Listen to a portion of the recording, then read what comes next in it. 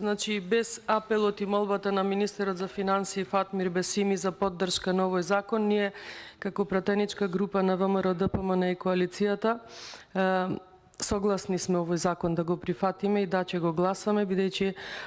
ова беше и дел од ветувањата во нашата програма за минатите парламентарни избори и конечно еве дочекавме ден да и со еден ваков закон нашите општини ги направиме поефективни и буквално да почнеме со оној проект да секој денар на вистина заврши во џебовите на граѓаните, односно колку посилни општини имаме, јас така велам, толку и посилна ќе ни биде државата, бидејќи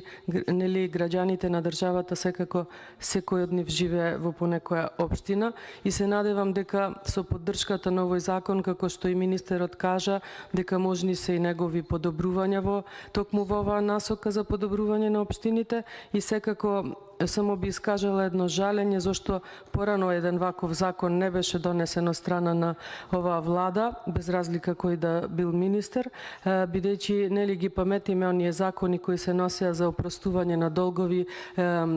еднократни суми за општините кои што беа заглавени во долгови, тука имавме неравномерен распоред на средствата, па така нели исто се третира и општините кои не беа задолжени и оние кои што беа задолжени. Се надевам дека тоа ќе остане во далечното минато, а дека ова ќе биде пример за воиднина за ваков закон, секако дека ќе имате поддршката и од страна на опозицијата. Ви благодарам.